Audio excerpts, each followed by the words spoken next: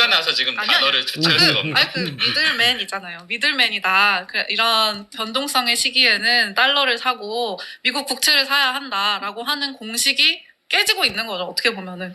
자, 여기서 일단 끊고 시작하겠습니다. 멘트 하고요. 자, 치밀하면서 놀라운 통찰에 암태수신 딸똑도사 빡빡순 핸드폰 방송입니다. 자, 오늘 방송 역시나 아주 정신 차리고 드려야 할 것 같습니다. 오늘 처음에 이 여자분이 얘기한 것에 대해서만 살짝 제가 한번 얘기 한번 해보죠. 뭐 하고 우리 시작하죠. 자, 이렇게 변동성의 시기에서는 변동성의 시기라고 그랬어요. 변동성의 시기에서는 달러를 사고 또는 국채를 사고, 국채랑 달러랑요 비슷한 개념이에요. 금융시장에서는 자, 똑같이 움직이니까. 자, 달러를 사고 또는 국채를 사고 막 이래야 되는데, 사야 되는데 최근에 달러가 내려버리잖아요. 달러 가치가 내렸잖아요. 달러 인덱스가 지금 100을 깨졌잖아요. 오늘 아침 새벽에도. 자, 이런 현상을 얘기하는 거예요. 그래서 원래는 이렇게 변동성의 시기, 이때 변동성의 시기라는 얘기, 제가 말하는 세상이 불안해지면 약간 그런 시기예요. 그런데 제가 얘기했죠. 세상이 불안해지면 그 전 단계가 있다고. 그걸 과도기 단계라고 그러는 건데요. 세상이 불안해지면, 그 단계로 들어오기 전에 어떤 단계가 있어요. 바로 지금은요, 바로 그 단계예요. 변동성의 단계라고 할 수도 있어요. 이 여자처럼. 자, 이 변동성의 단계에서는 제가 뭐라 했어요? 세상이 불안해지면 한 단계 더 나가야 사람들이, 이러다가 이거 대공 오는 게 아니야? 세상 망하는 게 아니야? 이런 현상이 세상이 불안해지면 현상이에요. 그런데 그 전에는 과도기적 현상, 그러니까 반드시 있어요. 이 전에는요, 미국이 별로 흔들리고 트럼프가 저렇게 흔들리고 뭐 관세 정책을 한다고 그러니까 이거 미국이 막 안 좋을 것 같거든. 미국이 당장 사람들 그렇게 생각해요. 이 변동성의 단계에서는요, 달러를 안 사요. 국채를 안 사요. 오히려 팔아버려요. 지금 그것을 말하고 있거든요. 그런데 그것을 말하고 있는데 이 여자가 지금 틀렸다는 얘기예요. 왜 틀렸냐? 이 여자는 그렇게 얘기하잖아. 이렇게 변동성의 단계에서는, 우리가 생각할 때 변동성의 단계에서는 달러를 사고 국채를 사고 그래야 달러 가치가 오르고 이러는데, 왜 변동성의 단계인데 왜 사람들은 달러를 팔아불고 오히려 국채를 팔아불고 중도 국채를 팔아불고 그러잖아요. 그래서 지금 달러 가치가 내리고 국채값이 내리니까 국채 이자율은 지금 오르고 있잖아요. 어떤 나라든 이자율이 보세요. 미국이든 한국이든 국채라는 것은 그 나라가 발행하는 채권이잖아요. 이 채권의 이자율이 높다는 것은 빚쟁 입장에서 무엇을 발행한다는 것은 돈이 없어서 발행한 거 아닙니까? 국채라는 것은. 돈이 있는데 어느 나라가 국채를 발행하겠어요? 벌써 국채를 발행한다는 것은 그것이 미국이든 그것이 한국이든 그것이 일본이든 뭔가 쪼들리니까 필요하니까 발행하는 거고, 그거는 반드시 빚이죠. 다시 말해서 빚이라는 얘기는 이자가 따르는 거지. 이자. 개념 잘 알으셔야 됩니다. 지금 이렇게 대단한 이 여자가 서울대 아마 경제학과 나온 여자일 거예요. 그런데도 지금 헛소리 하고 있잖아 지금. 그래서 오늘 방송 잘 들으시라고. 자, 얘기했으니까 얘기 계속할게요. 자, 어떤 나라든 국채를 발행한다는 것은 돈이 없기 때문에 빚을 진다는 거예요, 사실은. 그래서 돈을 끌어다 쓰는 거죠. 돈이 없으니까.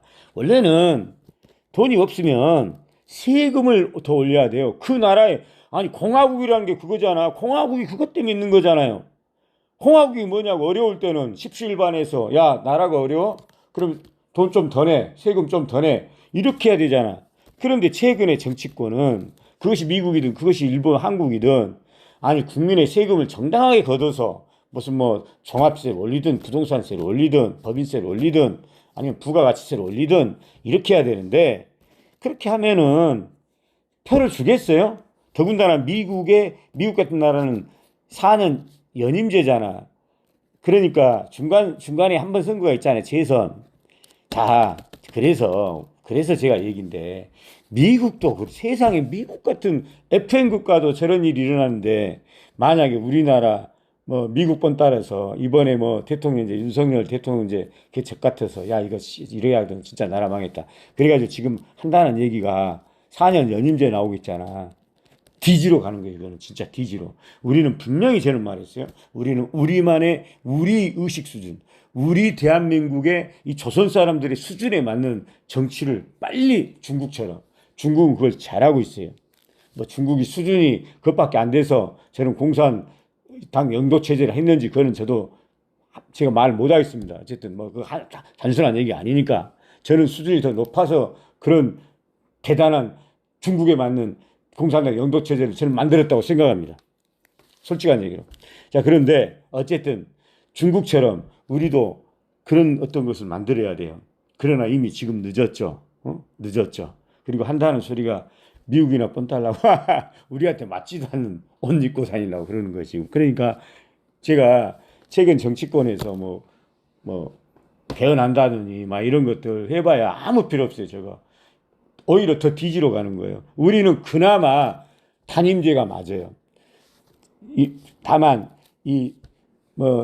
너무 단임제 하다 보니까 어떻게 보면 심하게 얘기하면 취임하는 순간 레임덕이에요. 우리나라는 맨날 싸우니까 양당이 분열이 있잖아, 대분열이 있잖아. 그러니까 취임하기 전에 약간 권력이 있어요. 그 다음에 취임하고 나면 이제 시간이 하루 이틀 사흘 지나잖아. 그럼 계속 레임덕. 아무것도 안 돼.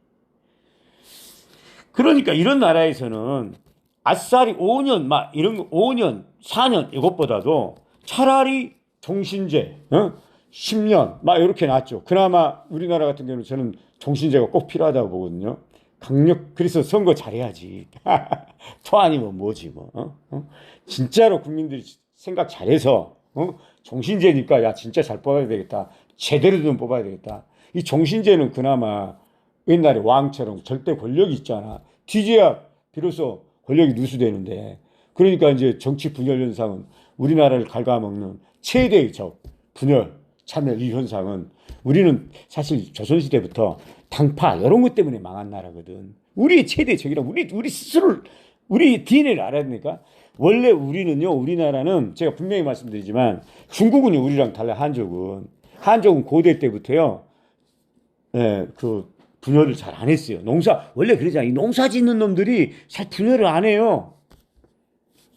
그래서 중국은 고대 때부터 하은주라고 해서 전부 큰 나라였어요. 하은주나라. 우리 그 역사에서 은나라를 무너뜨리고 주나라가 생겼는데 주나라 시대에 이제 주봉건 제도 하면서 주나라 때 이제 뭐 제후가 생기면 주나라 말이 되면 이래서 분열되잖아요. 주나라 말에 7개국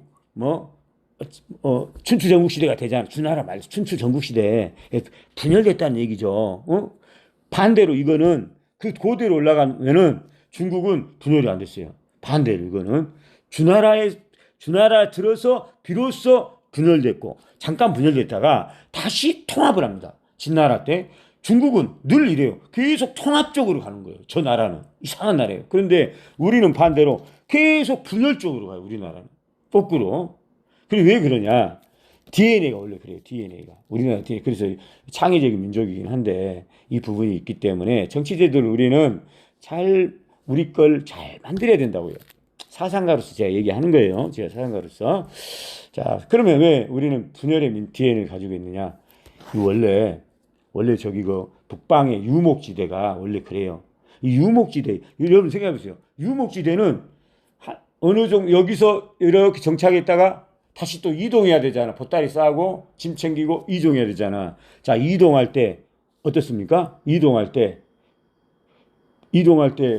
어마어마한 어떤 집단 이동하는 거. 이거는 아니지. 그래서 이 유목민족은요, 대부분 어떤 시족 단위로 이렇게 움직여요.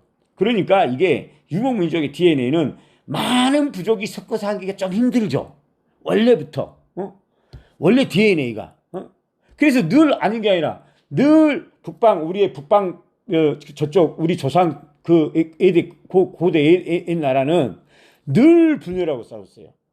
그래서 맨날 거기서는 진짜 어마어마한 그런 일이 있었어요. 그 중에 한 현상이 동쪽으로 우리 민족이 이동하는 현상이 나온 거죠. 그런 어떤 걸로 이해를 해야지, 역사를. 자, 뭔 얘기 하려다 할까? 이쪽으로 빠졌는데, 지금 제가 하는 얘기 굉장히 필요한 얘기입니다. 우리나라 전체 굉장히 필요한 얘기예요. 우리 정치권이 정치를 바짝 차려야 돼요. 우리는 지금 어떻게 보면 우리는 종신제가 낫다. 연임제보다는 4년 연임제보다는 총신제가 차라리 낫다, 그나마. 그런 얘기 차원에서 잠깐 제가 이왕 얘기 나왔으니까 사상관 차원에서 한 거고, 오늘은 그것 때문에 나온 게 아니잖아요. 지금 오늘 제가 나온 이유입니다. 지금부터. 자, 이거 서두에서 제가 오프닝 멘트를 했어야 되는데 못하고 그냥 넘어왔네요. 이 여자가 무슨 발언을 하는데 그 발언이 또 엄청 중요한 발언이라서 우리가 해석을 잘해야 되잖아. 지금은 과도기적 단계라니까. 세상이 불안해지면 단계가 아니에요, 지금은. 이걸 잘 알아야 돼요. 이걸 지금 굉장히 지금 시점에서는 이게 굉장히 중요하고 가장 중요하고, 과거 어떤 때도 그랬어요. 제가 늘 얘기하잖아요. 금융위기 때도 사실 이랬는데 사람들이 기억을 못하는 거야. 뿐만 아니라 기억을 못하는 게 아니라 제가 볼 때는요, 이거를 자연적인 현상으로 생각하니까 그냥 우연으로 받아들이는 것 같아요. 이건 필연적인 건데, 그래서 반드시 필연적이라는 얘기는 기억을 해야 된다는 얘기거든요. 근데 우연적으로 발생할 수 있다라고 생각한다고 그러면, 자, 기억할 필요 없어. 왜? 그때 필요면 그런 우연이 나왔으니까 우리가 그걸 왜 기억해야 돼? 그거는 그때는 그때고, 이렇게 생각할 수 있잖아. 그런데 저처럼 아니야. 리먼스 브러더스 있잖아. 니네들이 생각할 때 리먼스 브러더스 우연의 어떤 그런 자연적으로 나온 것 같지? 아니야. 철저한 필연에서 나온 거다. 자, 이랬을 때 사람들이, 아, 그래? 그럼 그 시절이 뭐가 있었지? 이것을 더 중요하게 다룰 수 있잖아. 그러죠? 그러죠? 그러니까 기억을 못하기보다는 그 당시의 상황 자체를 우연으로 보기 때문에 그냥 그것도 하나의 우연으로 넘어가니까 별로 중요하게 다루지 않은 것 같은데, 2008년 금융위기 때도 분명히 말씀드리지만 처음에는요, 미국 달러 가치 폭락했습니다, 여러분들. 국채 막 팔았어요. 사람들이 그렇게 생각해요. 미국 망한 모양이네? 아니, 미국 망한 모양이네? 그럼 미국이 안 좋은 모양이네? 그럼 달러 가치도 미국이란 나라하고 달러하고 국채, 미국이랑 국채하고는 똑같이 움직여요. 똑같은 개념이에요. 같이 사설해서. 미국이 안 좋으면 달러 가치 내리고, 미국이 좋으면 좋을 것 같으면 달러 가치 오르고, 미국 국채도 오르고, 미국 달러, 미국 국채는 이렇게 같이 사설이 같은 레벨에, 같은 방향에 있는 거예요. 그래서 제일 처음에는 과도기 때는 미국이 폭락했잖아요. 리먼스 브레스 사태가 있었잖아. 그러니까 사람들은 제일 처음에는 미국이 망할 모양이네. 이렇게 해서 달러 던져야 되겠네. 미국 국채 던져야 되겠네. 자, 이런 현상이 나온 거죠. 그래서 달러 가치가 폭락하는 거죠. 내리는 거죠. 자, 이해 가시죠? 지금 현상이에요. 그런데 제가 분명히 말했잖아요. 그러다가 이제 어느 시점에 들어가면 사람 사이에서 어떤 현상이 일어난다?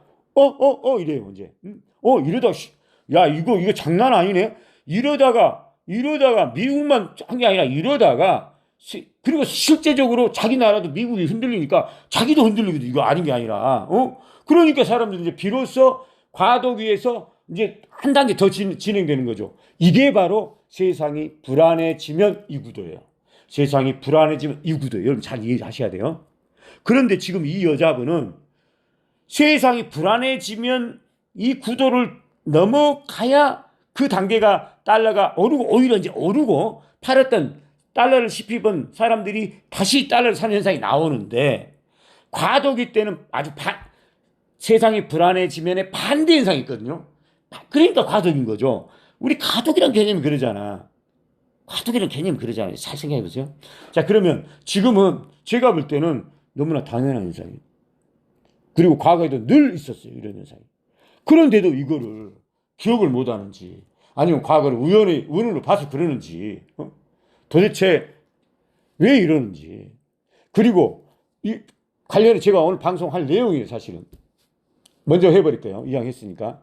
트럼프도 이거는 마찬가지예요. 트럼프도 지금 미국채를 팔고 달러 가치가 내리고 그러니까 중간에 좀 쫀 것 같아요. 그래서 그런 것 같아요. 그런데 아니 여기서 그러니까 지금 하는 일이 그냥 한번 믿고 제 말대로 되니까 저는 그렇게 확신하거든요. 그리고 과거도 그렇고 그러니까 트럼프도 중간에 흔들리지 마. 트럼프가 흔들리는 현상이잖아 지금. 빈센트도 흔들리잖아 지금. 그렇게 재무부 장관이 아니 보세요. 제가 왜 제 말이 너무 많냐면 사람의 우리가 그 어떤 행동에 언간이라든가 행간이라든가 이런 어떤 그 범죄자가 딱 내가 저 새끼가 이제 내가 저 새끼를 취재를 해요. 그런데 내가 그래 신문을 해. 그런데 어떤 말에 어떤 갑자기 내비치는 그런 있거든. 그걸로 잡아내는 거거든요. 그게 바로 사상가의 역할이고 프로파일러라는 것은 바로 그런 직업이죠. 아니 남들이 다 알 수 있는 공개적으로 누구나 보이는 그것 보고 판단한다고 그러면 어떻게 그게 프로파일러입니까? 프로파일러라는 것은 남들이 모르는 그렇지만 그거 하나 딱 찍고 이거 가지고 딱 수를 읽어내는. 자 보세요. 트럼프의 SNS에서 제가 그걸 여러분한테 보여줬잖아. 트럼프의 자기 SNS 계정에 미국에 있는 94%의 기업 중에서 94%의 우리 미국 기업 중에서 우리 미국인이 가지고 있는 주식은 8%다. 이렇게 한 얘기는 반대로 얘기하면 이런 얘기잖아. 이걸 해석하면 지금 제가 지대로 한번 해석해 볼게요. 트럼프는 그렇게 썼지만 제가 그거를 행간을 읽어볼게요. 지대로 저 같은 사람이 프로파일러 입장에서 그거는 이거예요. 야 걱정하지 마. 야 지금 경기 침체 내가 만드는 거 주가 폭락하는 거 걱정하지 말라고. 우리 미국이 8%밖에 안 가지고 있다. 우리 우리 진짜 우리 식구들 저분들 대단하신 분들 막말로 워런 버핏 존경하잖아. 존경한다며. 그런 사람들은 폭락을 원해. 솔직히 리셋을 원해 이 사람들아. 그리고 상대성 니네들 아니? 상대성? 자 우리 경기 침체 만들어서 내가 우리 미국이 지수 폭락하면 우리는 아까 말했듯이 우리 주식의 8%는 서학개미들이 92% 가지고 있다는 거 아니니? 그러면 우리는 8%밖에 손해 아니는데 다른 나라들은 도합 92% 손해야. 이거잖아. 그럼 결과적으로 누가 이기야? 상대성에 의하면 하나를 내주고 9을 취한다. 바로 그래서 이런 거지 얘들아. 조금만 참어. 자 이렇게 원래는 얘기해야 되는 그 얘기가 그 얘기예요. 그런데 이제 그렇게 표현한 거지. 저는 이제 이렇게 해석하는 거죠. 그리고 이 얘기는 트럼프의 SNS에 이 얘기가 있었다는 얘기는 그동안 제가 얘기했던 달러 증발 이런 얘기에 딱 들어맞는 얘기예요. 저는 계속해서 그런 얘기를 했잖아. 늘 그런 얘기를 했잖아요. 그래서 트럼프가 자기 SNS에 그런 얘기를 했다는 것은 트럼프 역시나 제 말 그대로 즉 금융을 작살내보려고 한다. 그 의도는 세 가지 목적이 있다. 작게는 그거는 달러 증발. 두 번째는 그럼으로써 경기 침체를 만들면서 금리를 그럼 어쩔 수 없이 비자발적 금리 인하를 해야 될 거 아닙니까? 그럼 이제 비자발적 금리 인하는 주식시장에서 안 좋은 거라고 그랬잖아. 경기가 안 좋아서 어쩔 수 없이 비자발적으로 금리 인하하는 것은 무조건 주가 폭락입니다, 여러분들. 반대로 경기가 너무 좋아서 좀 식히기 위해서 금리 인상을 하는 것은 무조건 대세상승입니다. 그러니까 일반 사람들하고는 다르게 움직인다고요. 일반 사람들은 보통 사람들은 금리 인상하면 주가가 나쁘겠네. 금리 인하하면 주가가 좋겠네. 이렇게 생각하잖아. 이렇게 일반 사람들이 생각하는 것처럼 주식시장이 움직이면 누가 돈을 잃겠어요. 그래서 제가 여러분들한테 군중 심리의 그 반대 심리를 이해하라는 얘기예요. 그래서 예를 들면 저출산 같은 것도 제가 그렇게 설명을 하잖아요. 저출산을 해결하기 위해서 야, 애기 낳으면 돈 줄게. 우리는 그렇게 해왔잖아. 이런 경우에는요, 사람이 반발 심리가 발동해서 애기 더 안 낳버려요. 내가 뭔 손해 난 기분이네? 이렇게 해서 안 낳버려요. 애기 낳으면 돈 더 줄게. 이렇게 하면. 우리는 그렇게 했어요. 돈은 돈대로 쓰고 인간의 심리를 이용을 못한 거죠. 정책 담당자들이. 저 같은 사람은 그렇게 안 해요. 야, 앞으로 이 새끼들 애기를 진짜 많이 낳아야 되잖아. 이게 필요하잖아. 저놈들이 애기를 많이 낳아야 될 게 필요하다. 자, 이럴 때는요, 오히려 애기 앞으로 우리는 참 이 나라 이 작은 땅덩어리에서 한 3천만 정도면 아주 적당하다. 근데 우리 너무 많다. 좀 섞어야 된다. 앞으로 우리 국가를 위해서 너희들 좀 애국심을 발동해서 애기를 좀 안 낳았으면 좋겠다. 응? 본인만 생각해서 애기 낳지 말자, 우리. 응? 혹시라도 애기를 한 명에서 두 명, 한 명 말고 두 명 낳은 사람한테는 한 20만 원 벌금 때리겠다. 세 명 낳는다, 네 명 낳는다, 그럼 30만 원 사실 뭐 이렇게 하겠다. 이렇게 하면은요, 진짜 사람들은요, 이럴 때는요, 금융은 진짜 그래요. 근데 이 저축산도 저는 그럴 것 같거든요. 그 대책도.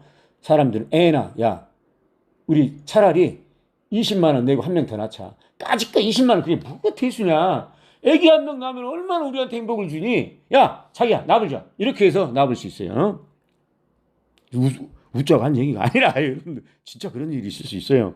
자, 저는 금융의 이런 인간 군중 심리를, 제가 이 군중들 심리를 다룬 그 전문가 그쪽에 대학 교수는 아니지만 어지간한 심리학과 대학 교수보다 사람 심리 보는 건 제가 훨씬 더 낫습니다. 솔직히.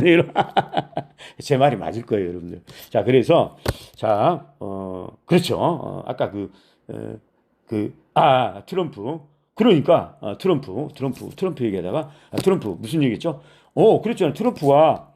그래서 이제 트럼프는 그냥 흔들리지 말고 트럼프는 이대로 가면 돼요. 이대로 가면 두 번째 목적 얘기하다 빠졌구나. 자, 두 번째 목적은 뭐죠? 이렇게 이제 트럼프가 경기 침체를 만들어 버리면, 작살 내버리면 막 관세 때린 데서 작살 났잖아.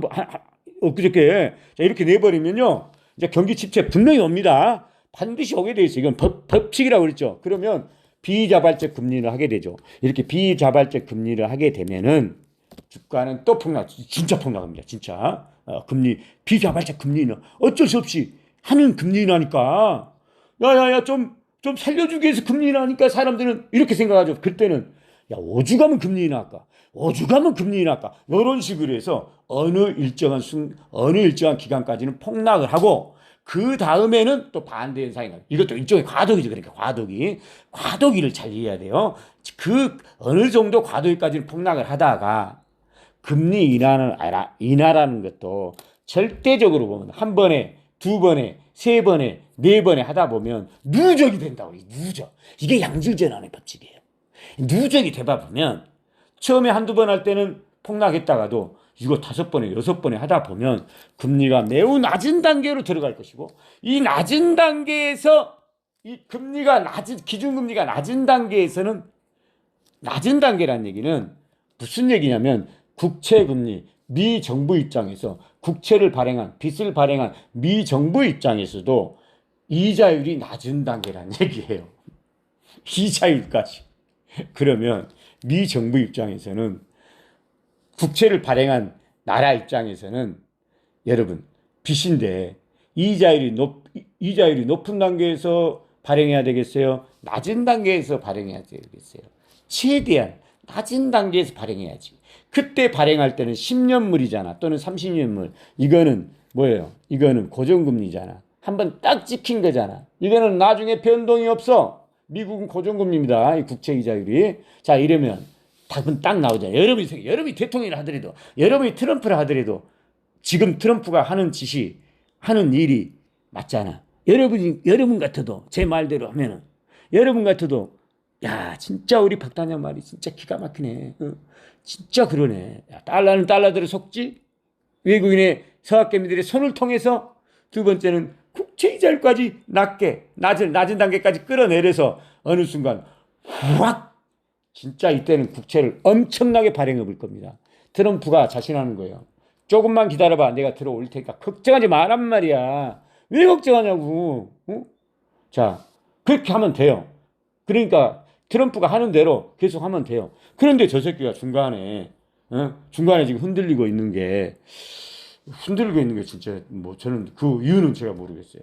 저 새끼 왜 흔들리는지. 그냥 가면 되는데. 그런데 혹시나도 흔들리는 이유는 이것일 수 있어요. 이것 때문일 수 있어요. 아까 이 여자가 얘기하는, 그래서 제가 이 방송을 가져온 거예요. 이 여자도 그렇게 얘기 안 해요? 트럼프도 이렇게 얘기할 수 있죠. 생각할 수 있죠. 경기 침체를 만들려니까 미국 달러 가치가 폭락해버리네. 미국 국채 막 던져버리네. 자, 과도기 현상이 일어나는 현상을 걱정할 수도 있어요. 저는 트럼프 머리가 그 정도도 안 되는 사람이 저런 일을 할까 이렇게 생각해서 그 부분은 좀 아닐 것 같다는 생각이 드는데도 어쨌든 간에 이번에 돌아서는 것은 자기 SNS에서도 분명히 자기 의중을 말했잖아. 미국 주식의 8%밖에 안 가지고 있다는 것은 굉장히 중요한 얘기라고, 이거. 그런 생각을 가진 놈이 그 얘기는 무슨 얘기예요?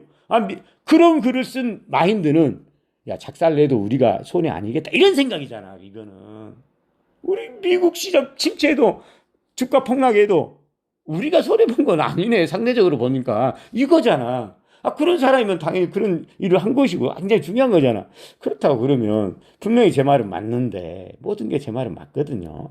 그런데 왜 중간에 흔들리면서 다시 미국 다 죽었던 다 잡았던 미국 주식시장이 또 살라고 오늘 아침에 또 좀 올랐거든요. 그럴까? 왜 그럴까? 저는 이건 수수께끼인데 자, 어쨌든 방송은 오늘 여기서 끝내겠습니다. 왜냐하면 여기서 진행하면 유튜브를 통해야 돼요. 자, 오늘 제가 방송 나온 이유는 이게 또 거꾸로 되네요. 제가 원래 이 멘트를 먼저 했어야 되는데 지금 늦게 했네요. 그리고 좀 더 들어봤으면 하는데 들어봐야. 근데 이것에 대해서 굉장히 또 논란이 많잖아요. 그러면 누구 살 거냐? 그러면 어떻게 할 거냐? 들으면 그 얘기예요. 똑같이 그 얘기 하고 있어요. 이 남자 얘기도 똑같아요. 근데 저는 기본적으로는 이 들어볼까요? 미국 자산을 최근에 나타난 움직임은 주식이 떨어지고 채권이 떨어지고 달러가 떨어져요. 그것도 굉장히 많이 떨어지거든요. 달러는 원래 달러 인덱스가 막 1, 2%씩 이렇게 떨어지는 자산이 아니에요. 왜냐하면 국내도 그렇죠. 전 세계 외환 시장에서 달러가 거래되는 비중이 60%거든요. 그러니까 굉장히 유동성이 크고 넓은 시장에 있는 건데 그게 2% 떨어진. 자, 여기서 중요한 개념이 또 나오고 있어서 이양 방송한 거 뭐 30분 넘기더라도 뭐 유튜브를 통하면 되지 뭐. 유튜브 통하겠습니다. 자, 그러면 좀 더 들어보고 중요한 얘기 또 해야 될 것 같으니까 아주 또 중요한 얘기 또 남아있거든요. 이양 방송했으니까 이양 손 묻혔으니까 사실은 오늘 제가 지금 이 시간대는 제가 정발산 운동장에 가 있어야 되는데 지금 비도 오고 그러고 그래서 제가 지금 집에 있어요. 뭐 이런 날 뭐 어디 뭐 친구 있으면 소주 한잔 했으면 좋겠는데 삼겹살에 근데 그럴 마땅히 뭐 이 동네에 그런 사람도 없고 그래서 제가 방송하게 된 거예요.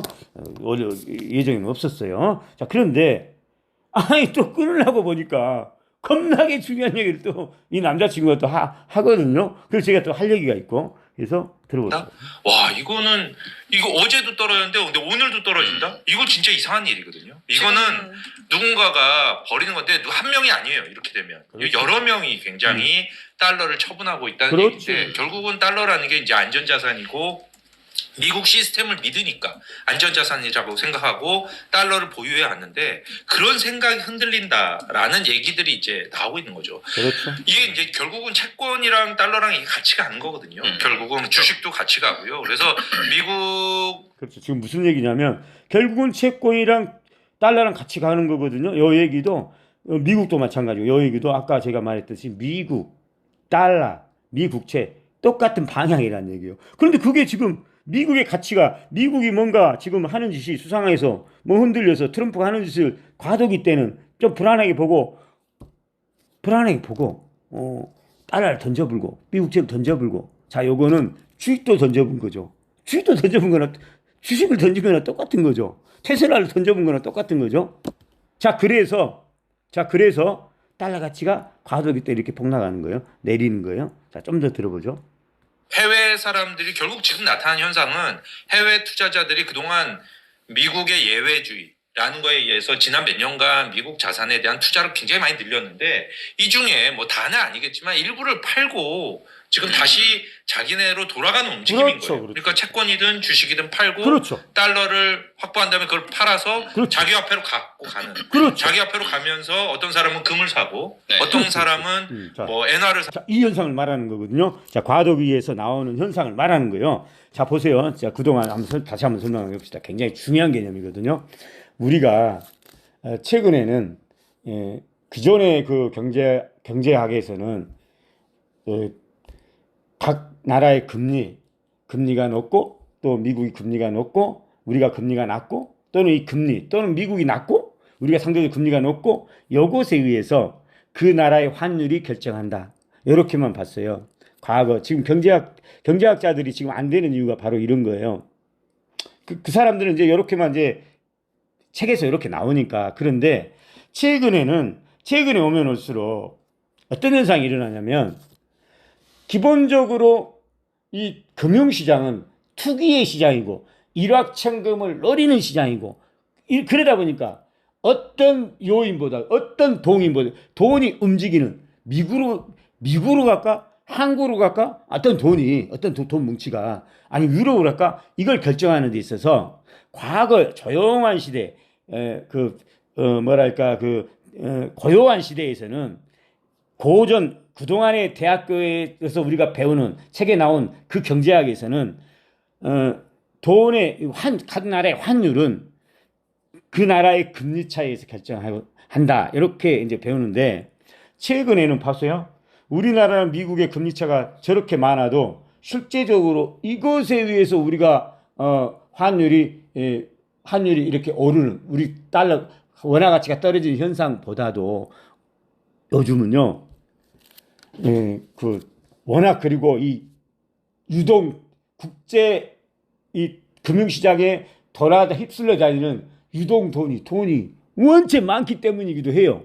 어쨌든 간에 금융시장의 그 독특한 특성, 투기, 일확천금을 노리는 그런 어떤 욕구가 아주 강한 지금 세계의 어떤 경제 상황이다 보니까 지금은 기존의 각 나라의 금리 차에 의해서 환율이 변동하는 것보다도 쉽게 말하면 지금은 어느 나라가 투자가 낫지?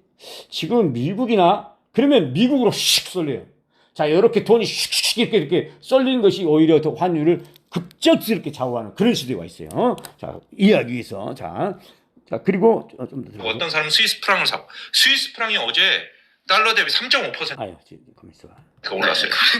그런 스위스 프랑을 사고 유로를 사고 유로도 지금 막 엄청나게 오르고 있거든요. 이런 자 여기서 제가 이걸 계속 듣고 있으면 제가 중요한 얘기를 못할 것 같으니까 자 이 양반 얘기는 정확하게 보고 있어요. 과도기적 현상에 대해서 보고 있어요. 자 최근에 달러 가치가 내리는 것에 대해서 설명한 거거든요.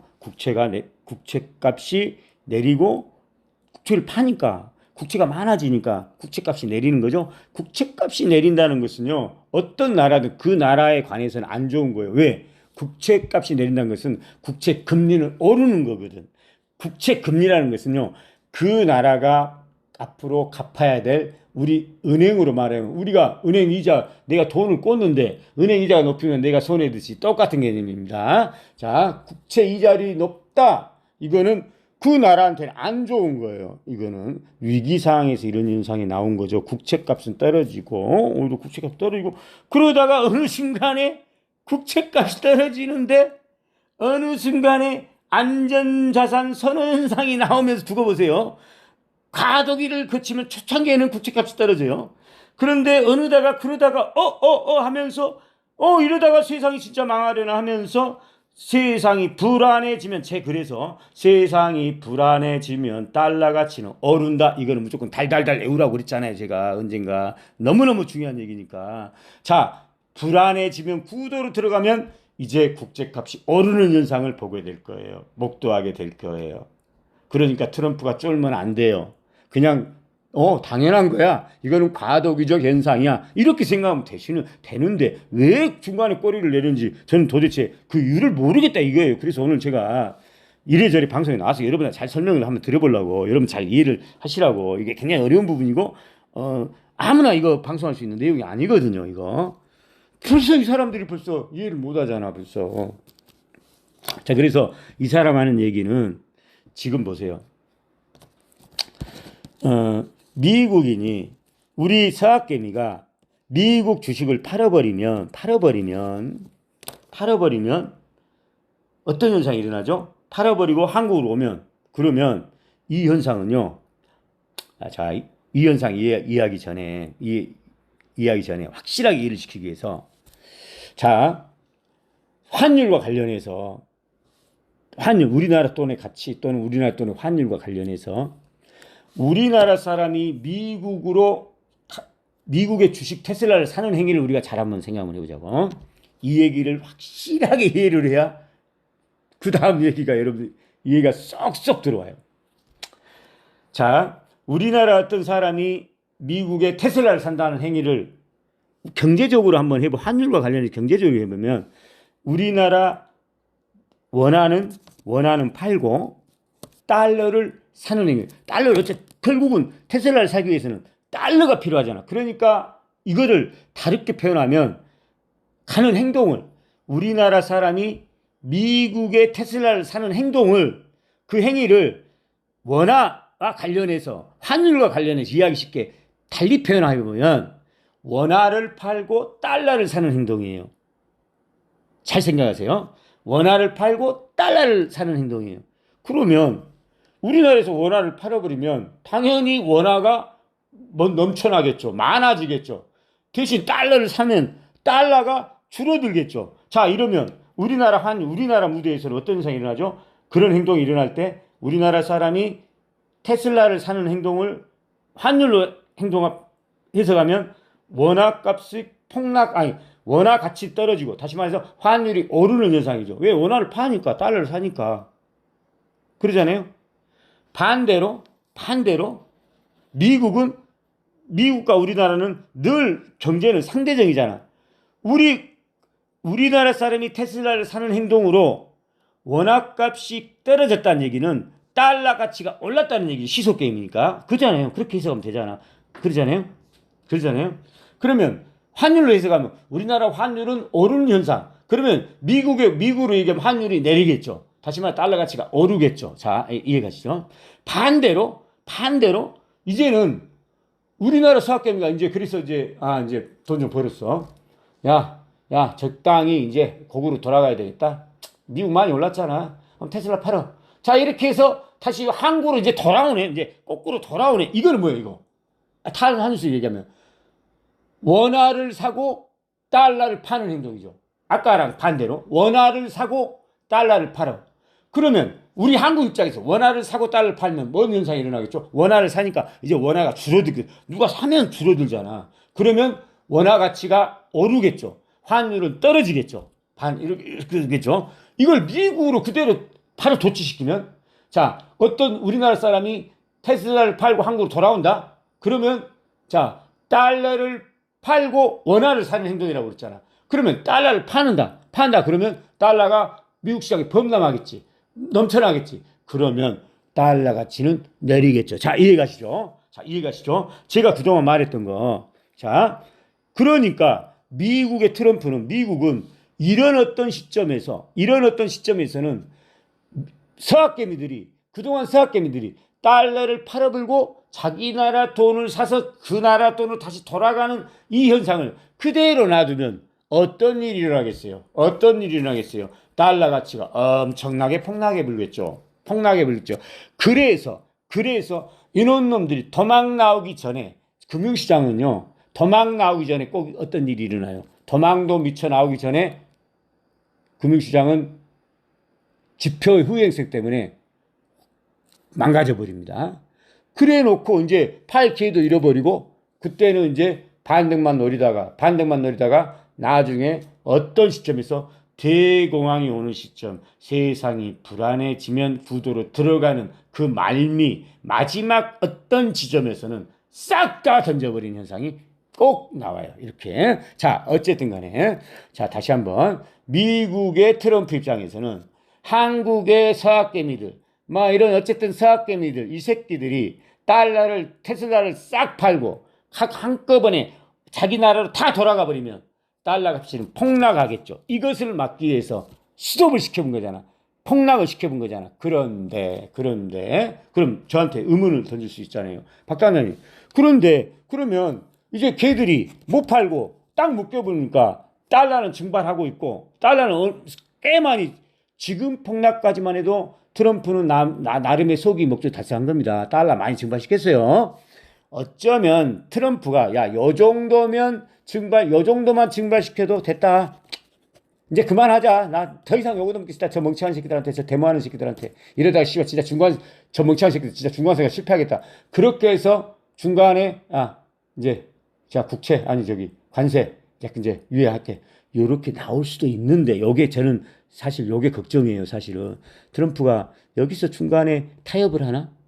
여기서 그 정도의 성과로 만족하나? 그런데 그건 아닐 거예요. 그건 아닐 거예요. 제 생각에 여러분들 잘 생각 한번 해보시라고.